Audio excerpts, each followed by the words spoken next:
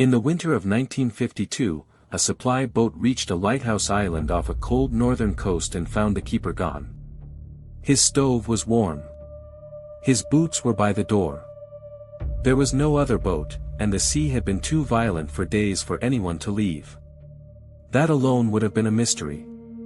But when the men opened the station logbook, they found something worse. The keeper had vanished at least 3 days earlier. And the log had been written, in his handwriting, every single day since. Stay with me, because the last entry is the part no one has ever been able to explain. The island was called Corvin Rock, though it barely deserved the word island. It was a shelf of black stone half a mile long, with a lighthouse, a keeper's cottage, a cistern, and nothing else. One man kept it at a time, in stretches of 6 weeks, and in that winter the man was Aldous Train, 51 years old, a keeper for over 20 years, a widower who liked the work because, he said, the sea never asked him anything. He was known as careful, sober, and exact. His logs, going back years, were famous at the lighthouse service for their neatness. He recorded the weather, the oil consumed, the state of the lamp, 4 times a day, without fail. The supply boat was scheduled for the 14th of the month, but a storm sat on that coast for almost a week and the boat could not go out. The light, the crews on shore noted, kept burning through the storm, every night, which meant the keeper was at his post. When the sea finally flattened, on the 19th, the boat crossed, and the 2 men aboard climbed the landing steps calling his name, and got no answer. They found the cottage in perfect order. Dishes washed and racked. Bed made.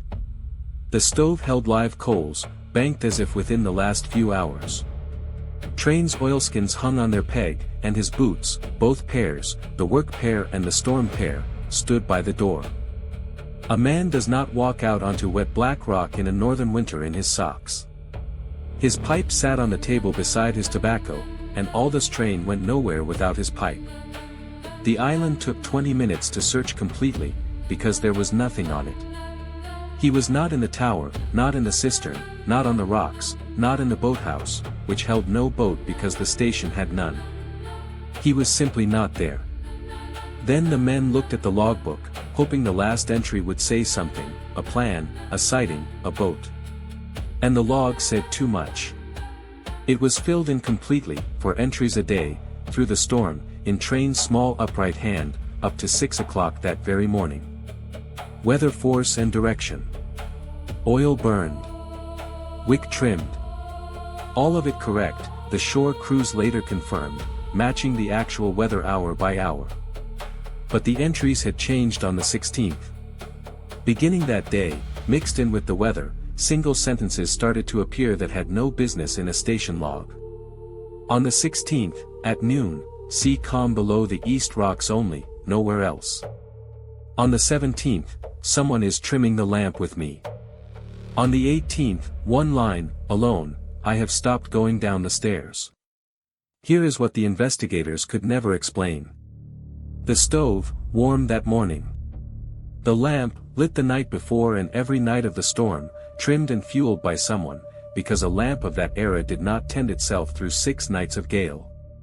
The log, written to 6 a.m. of the day the boat arrived. And the evidence of the body itself, because there was evidence, of a kind. The doctor who examined the cottage noted the food. Train had been provisioned for 6 weeks. Based on the tins, the flour, and his own meticulous store's ledger, the last meal prepared in that kitchen had been cooked on the 15th. Whoever kept the light, banked the stove, and wrote the log for the next 4 days had not eaten anything at all. The service investigated the only ways it knew how. A second person hidden on the island, but the boat crews watched that rock daily through glasses from shore, and no vessel had approached, and the storm made a landing suicide.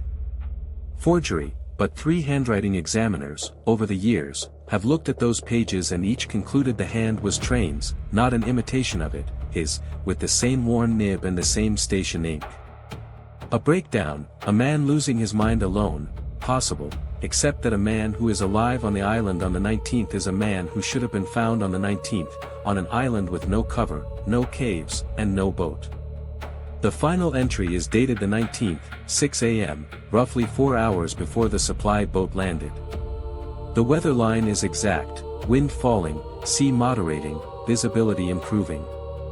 That morning was the first clear one in a week, and the entry records it correctly, which means it was written that morning, by someone standing in that lantern room looking at that sea. Below the weather, in the same steady hand, is one last sentence. It reads, "The boat is coming, 2 men, and they will find everything in order." The supply run had been decided on shore late the night before. No signal was sent to the island. There was no way, none, for anyone on Corvin Rock to know a boat was coming, or that it carried 2 men and not 3, which it usually did. The third had stayed back sick, a decision made at the dock at dawn. The entry describing them was already dry on the page when they read it. Aldous train was declared lost at sea, which is what the service wrote when it had nothing else to write. The light was automated years later, the cottage sealed, and the logbook retired to an archive, where it remains, ordinary and impossible, its last week written by a hand that belonged to a man who was no longer there. And the detail the archivists mention, when they mention it at all, is not the final sentence. It is the ink. The entries for the last 3 days, the days after the food stopped, are written progressively fainter, each one paler than the last, as if the hand were pressing more and more lightly, as if the man writing them was, page by page, becoming less able to touch the paper, and knew it, and kept the log anyway, for times a day, without fail, because the lamp was his post, and someone had to say the boat was coming.